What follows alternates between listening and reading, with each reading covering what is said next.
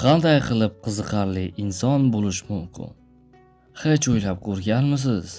Nega ba'zi odamlar gapirmasa ham e'tibor markazida bo'ladi, boshqalari esa qancha harakat qilmasin, sezilmay qoladi? Gap tashqi ko'rinishda emas, sir bitta. Qiziqarli inson bo'lish san'atida. Qiziqarli inson bu ko'p gapiradigan emas, hazilni majburlab qiladigan emas. Qiziqarli inson energiyaga beradigan inson. O'zing bo'lishga jur'at et. Odamlar sun'iylikni darhol sezadi.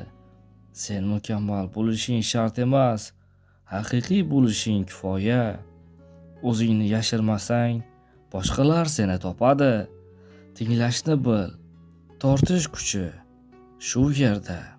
Ko'pchilik gapirishni biladi, kam odam tinglashni biladi. Kim seni tinglab tushunib bersa, sen uni yana ko'rishni xohlaysan. Oddiy voqeani ham hikoyaga aylantir.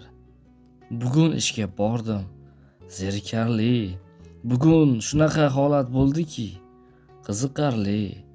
Hayotingdagi mayda voqealarda ham ma'no va emotsiya bor. Ichki sokinlik, yashirin joziba. Shoshilgan, asabiy odam tortmaydi. Sokin, o'ziga ishonchli inson esa gapirmasa ham seziladi. Tinchlik xarizmaning ildizidir. Hammani rozi qilishga urinma, bu eng katta xato. Seni hamma yoqtirmasligi mumkin, bu normal. Qiziqarli inson o'z chegarasi bor insondir. Bilim, qiziqish va kuch.